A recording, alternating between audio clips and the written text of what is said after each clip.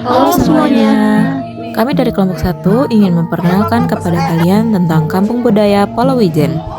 Sebelum itu, izinkan kami memperkenalkan diri. Aku Dania Zulfatulakia sebagai dokumenter. Aku Alia Laksmi Kamila sebagai pewawancara. Aku Nia Ramadhania sebagai writer. Aku Keisha Miranda sebagai editor dan voice over. Yuk kita simak ada apa aja dan belajar apa aja sih di Kampung Budaya ini. Kampung Budaya Polowijen terdapat paket kunjungan untuk mempelajari budaya-budaya dan mencoba berbagai masakan tradisional. Di kesempatan ini, kami mendapat agenda bersama rombongan lain, yaitu berupa cara membuat takir, membuat anyaman janur, dan yang terakhir membuat anyaman bambu. Mari kita berkenalan dengan salah satu tokoh seniman di Kampung Budaya ini. Para beliau atau mereka yang akan mengajari kami pada agenda kali ini. Berikut adalah klip singkat cara pembuatannya. Yang pertama yaitu pembuatan takir. Biasanya kita pakai untuk tempat laut. Jadi harus satu. Bulu yang lemah, bulu yang kaku, kaku kebiasaan ibu. Nah, masih bisa sobek daun. Sobek daun, kita lipat. Ini satu tangan jadi sudah untuk makan. Yang kedua adalah pembuatan anyaman dari janur.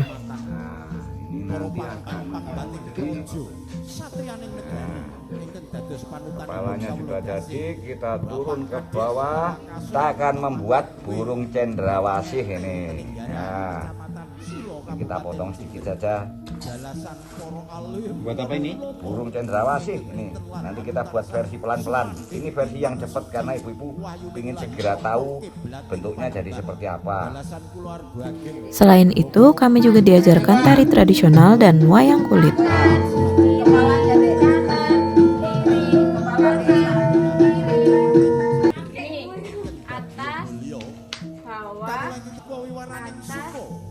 Ini. Nah, jadi yang nonton dari sana, yang nonton dari seberang sana, ini wayang. Bu Siti bisa minta pinjam wayangnya itu satu Bu Siti.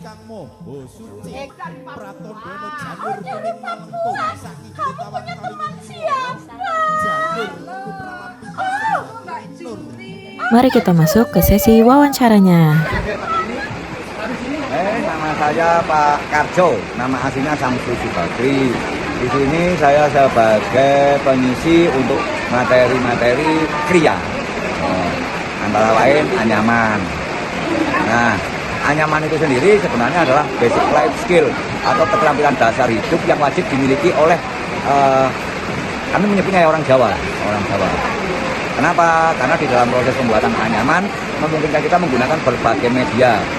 Yang penting medianya harus tipis sehingga mudah untuk dilipat-lipat. Sedangkan anyaman sendiri secara garis besar memiliki dua bagian. Jadi bagian tegak lurus dan bagian yang melintang. Yang bagian tegak lurus kita menyebutnya sebagai jeneng, sedangkan yang melintangnya kami menyebutnya sebagai durno. Kombinasi antara durno dan jeneng tadi akan membentuk banyak pola. Seperti yang ada di atas itu, polanya namanya kepang. Itu pola 2121. Dan pola yang satunya lagi sebelah sana itu dinding, namanya warek atau ijik ya begitu. Karena keahlian menganyam ini bisa dipus ya untuk masyarakat.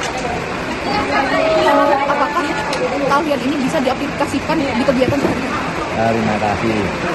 Idealnya keterampilan ini bisa diaplikasikan di dalam keseharian. Contohnya untuk pembuatan alat-alat bantu memasak seperti itu. Itu menggunakan teknik anyam, pembuatan dinding, ya. Terus kemudian untuk eternit juga bisa.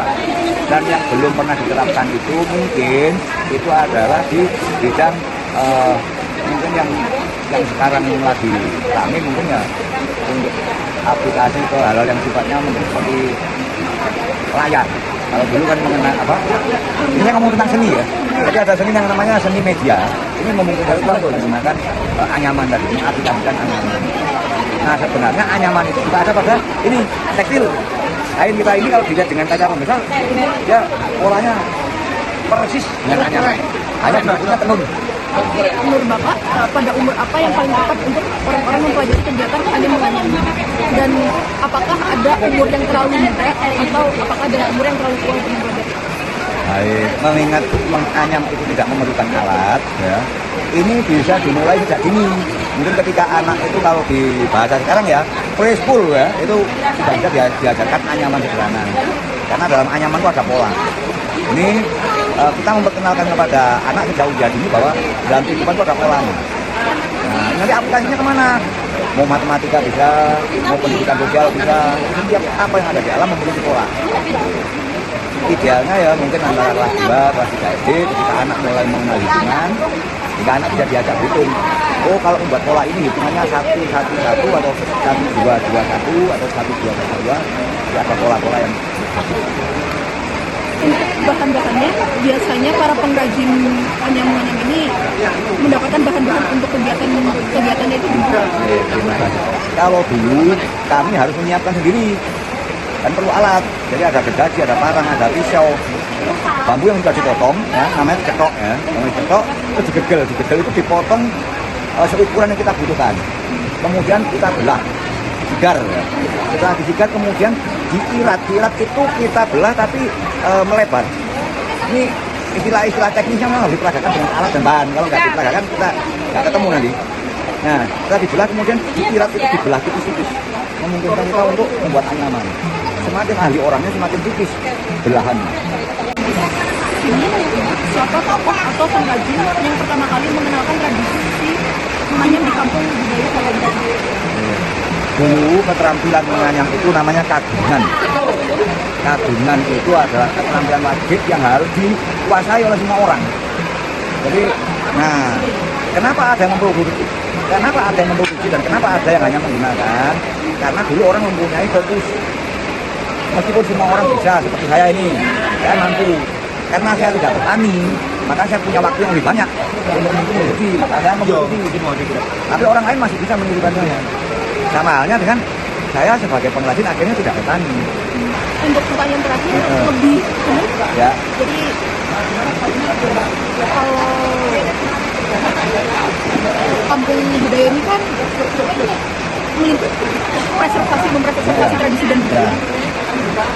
Ini apakah ini bagaimana kampung budaya Pulau Wijen menetapkan atau melakukan tindakan preservasi tradisi dan budaya di area Selayar, di mana karena perkembangan teknologi jadi perkembangan budaya itu lebih pesat daripada sebelumnya.